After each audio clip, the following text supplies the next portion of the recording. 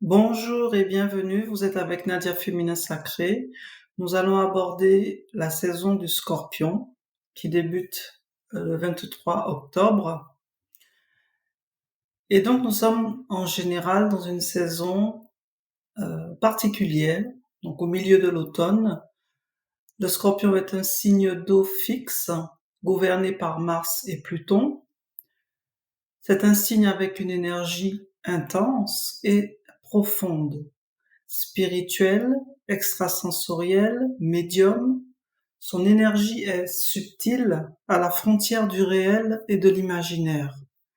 C'est à travers la sensualité révélée dans les énergies de la balance qu'elle peut embrasser sa dualité, l'expérimenter pleinement et la transcender.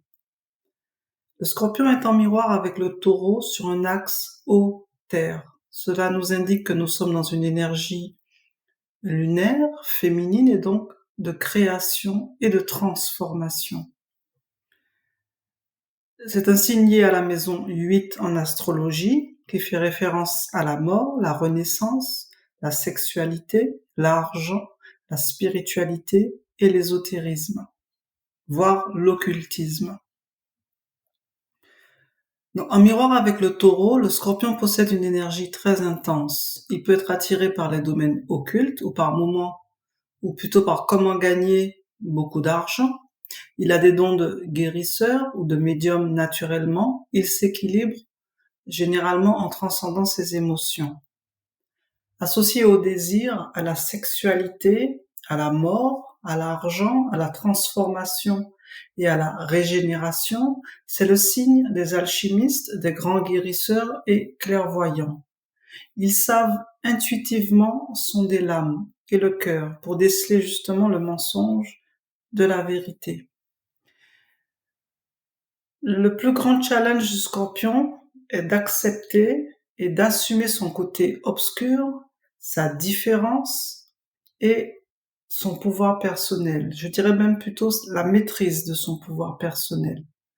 Mal aimé ou craint, sa capacité à détecter le mensonge et sa force naturelle, dont la force sur les éléments, lui confère une autorité intérieure puissante, pourvu qu'il soit conscient de sa force, de ses capacités et de son pouvoir de transformer les énergies et donc la réalité.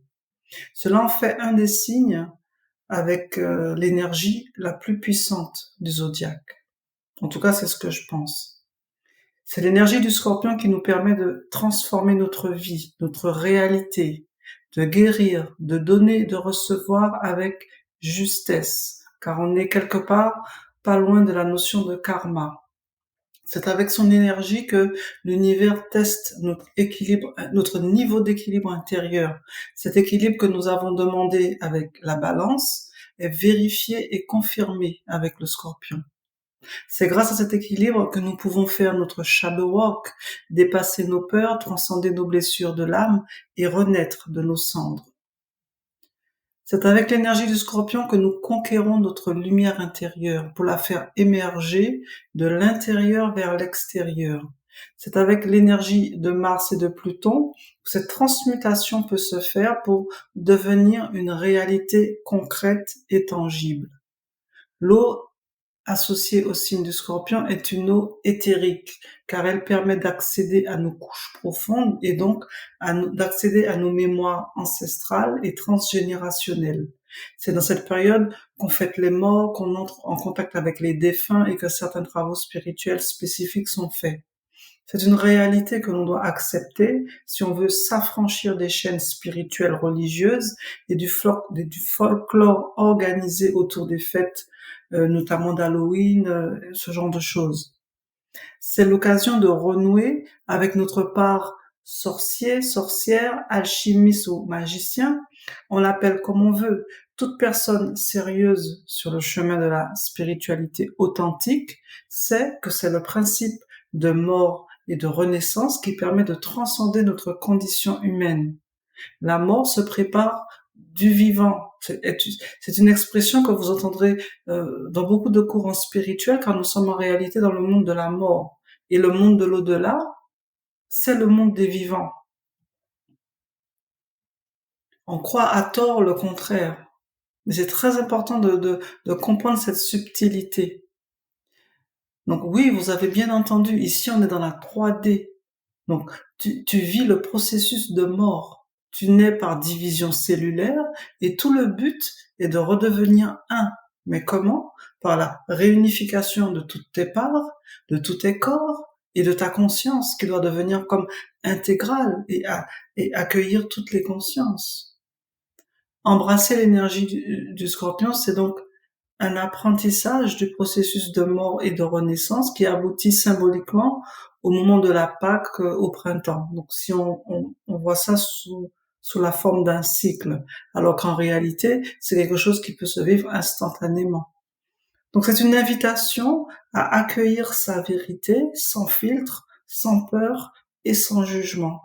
Donc la spiritualité, il y a un point de la spiritualité qui nous enseigne, qui nous reconnecte avec les fondamentaux et les lois universelles. Et donc, c'est aller explorer, ou c'est en allant explorer ces choses, cet aspect des choses, notamment avec l'énergie du scorpion, qu'on peut quelque part démêler beaucoup de choses dans sa vie, des choses que l'on vit, que l'on ne comprend pas, des peurs qu'on peut avoir, et puis parfois on sait pas d'où ça vient, mais en fait tout ça vient des égrégores religieux, de tout ce qui a été instauré pour nous maintenir en cage, nous maintenir enfermés dans des peurs, dans des croyances, dans des superstitions.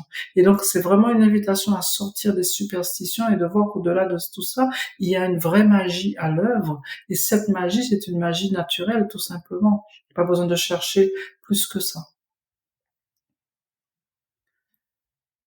Donc nous sommes dans la saison du Scorpion.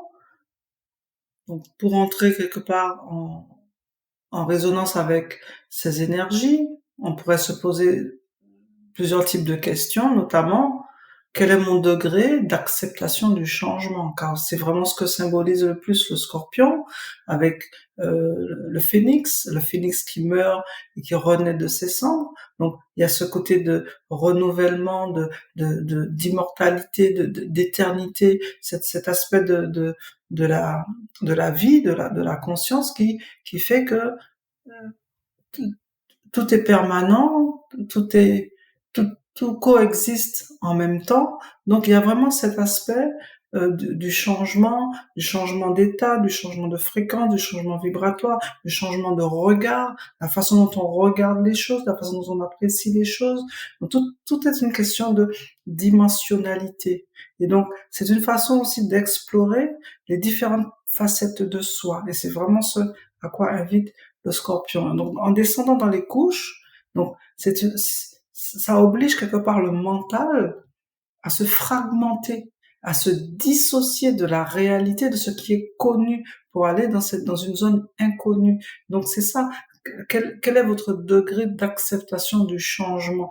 Oui, le changement fait peur parce qu'on n'est pas connecté à soi, à ce fil, ce fil intérieur qui nous relie à notre âme originelle. Donc mesurer son degré d'acceptation, c'est reconnaître quelque part que euh, on est lié, on n'est pas perdu, on est juste égaré parce qu'on est toujours pris dans les affres du mental et que toujours l'extérieur nous ramène à ce mental et on a appris à vivre qu'à travers le filtre du mental. Mais quand on lâche prise, on lâche tout cela et qu'on accepte de se fondre quelque part dans dans cette zone inconnue, enfin ce qu'on appelle inconnu, mais qui n'est pas inconnu pour notre âme et notre conscience. Donc on accepte et on est prêt à accueillir. Donc accepter le changement, c'est accepter le mouvement de la vie, accepter de le vivre, de le reconnaître, et aussi, c'est une façon aussi de sortir de soi, de lever les pans, de voir autrement, etc. C'est une floraison intérieure. Ensuite, quelles sont les valeurs spirituelles? Car Il est vrai que si on est dans des superstitions, dans des croyances, notamment religieuses, ce genre de choses, ça va être très très difficile d'accepter de faire ce shadow work, de faire ce travail de l'ombre, qui n'est pas de l'ombre au sens négatif du terme, c'est juste des énergies en fait, tout simplement, une question d'énergie. Ai-je le goût pour les choses occultes? Parce que oui, vous avez des êtres qui sont fascinés par le monde occulte, par tout ce genre de choses. Après, c'est qu'est-ce qui anime cela? Et ensuite, est-ce que mon énergie sexuelle est équilibrée? Quand on parle de sexualité, il faut vraiment voir le yin et le yang, ces deux énergies qui sont dans une danse cosmique et qui, quand elles se rencontrent, ça fait de l'électricité, du magnétisme, qui fait de l'électromagnétisme et qui est l'énergie créatrice en fait.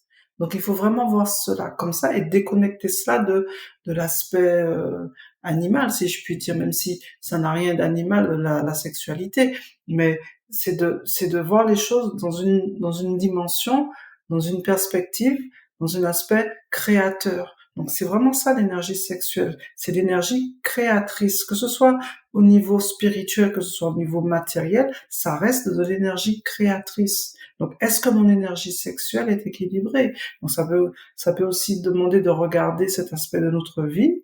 Est-ce qu'il y a des choses à nettoyer, à guérir par rapport à cela? Est-ce que mon niveau de vie correspond à ma capacité à attirer l'abondance, à générer de l'argent? Parce que il y a aussi un lien avec l'argent dans avec le scorpion, parce que je rappelle qu'on est encore dans la maison 8, donc la maison du karma, qui est aussi liée à l'argent, parce que l'argent représente quoi? L'argent représente l'aspect matériel de l'énergie.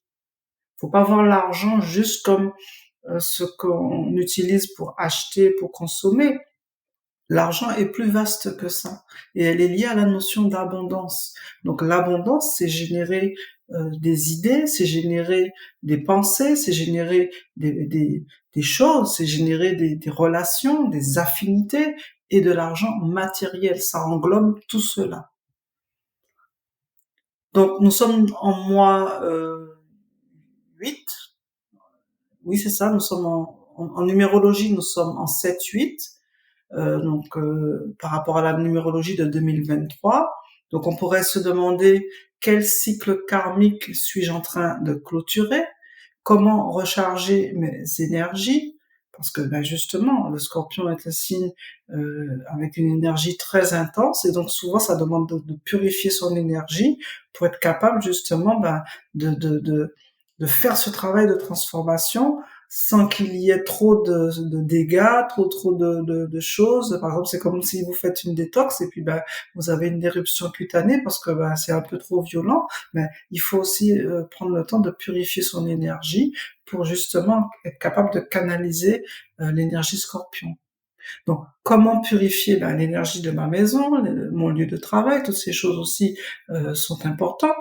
Qui dois-je ou qui dois-je devenir et quelle valeur dois-je exprimer pour réaliser mes rêves? Comment mieux mettre mes dons extrasensoriels au service de ma mission de vie? Donc, on est dans cette énergie qui nous permet de nous poser ces questions, de relativiser ces choses et peut-être de mettre plus de profondeur là-dedans. Donc chacun doit ramener ses questions à ce qu'il vit et faire la part des choses, bien évidemment. Alors que nous apporte l'énergie du Scorpion? Je dirais principalement de la force intérieure, mais aussi l'intuition, le pouvoir de transformation et aussi l'énergie sexuelle, cette énergie sexuelle qui a besoin d'être guérie, d'être restaurée pour redevenir des êtres créateurs.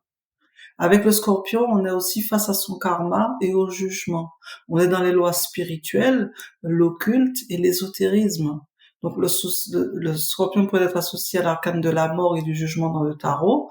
Donc c'est une énergie qui nous met face à la réalité de la vie, à la naissance, à la mort, au deuil, à la spiritualité, à la religion, aux pratiques spirituelles, aux rituels et aux rites. Donc on est un petit peu dans toutes ces choses. Donc c'est à chacun de faire un peu la part des choses par rapport à ce qu'il vit. Tous les initiés, quelle que soit leur obédience, passent par l'apprentissage des lois de la vie, qui n'est autre que la science cachée derrière le vivant, la chimie, l'alchimie, etc. Le Scorpion nous rappelle que la mort physique et l'incarnation sont un cycle, que la mort symbolique et la vie est aussi un cycle. Donc c'est au mois de novembre qu'on fête les morts, car le voile entre les mondes sont entremêlés, que le passage des âmes est plus facile d'une dimension à l'autre. Et donc, apprendre quelque part à utiliser ses capacités extrasensorielles, à naviguer un petit peu dans ces eaux troubles, je sais pas, apprendre peut-être à contacter ses grands-parents décédés, enfin ce genre de choses. Hein, je ne mets rien de là-dessus, mais c'est comme apprendre à surfer entre les deux mondes, passer le voile. Tout ça, ça fait partie de notre apprentissage. Donc c'est ok tout cela. Donc pour finir, qu'est-ce que je voulais vous dire de plus? Le Scorpion est une énergie lunaire, donc le principe féminin qui révèle que tout est magie. Rappelons-nous que c'est par la magie que la déesse Isis a ressuscité Osiris et qu'elle a enfanté Horus. On est dans des principes énergétiques et spirituels qui se manifestent à travers les signes du zodiaque et avec lesquels nous vivons concrètement. Donc c'est en activant notre propre pouvoir, nos capacités psychiques et médiumniques, que nous accédons bien souvent à cette énergie que nous portons chacun, mais à des proportions spécifiques. Nous avons besoin de cette énergie pour transformer notre vie, pour créer et manifester notre réalité intérieure et matérielle. Nous avons besoin de cette énergie lors de notre passage dans le monde, de l'au-delà et bien plus encore. Donc, quelles sont les qualités du Scorpion? Ben, j'ai un petit peu déjà évoqué la chose, mais ça peut être peut-être plus chercher à développer sa clairvision, son intuition, son sa connexion, le fait de, de connecter avec une chose, c'est comme quelque part accéder à la conscience de cette chose. Euh, c'est aussi développer sa volonté et sa détermination. Donc avec Mars, on est dans le courage et la combativité. Avec Pluton, on est dans la transformation et dans la transmutation. Donc le besoin du Scorpion, ça va être vraiment un bien-être émotionnel et psychique associé au rêve, à l'inconscient, au sommeil paradoxal, au don psychique, à l'héritage, à la psychologie, au pouvoir, à la sexualité, à la procréation, et aussi à la libido, au plaisir charnel, à l'attraction, au magnétisme, à l'influence positive ou négative. Donc, on est dans une palette d'énergie qui quelque part nous pousse à révéler tous nos potentiels cachés et endormis. Et enfin, la vertu, selon moi, du Scorpion, c'est la richesse. Donc, c'est définir son arbre d'abondance en fonction de son rayon et de sa mission. Donc, sa quête spirituelle, c'est vraiment ce besoin de connexion.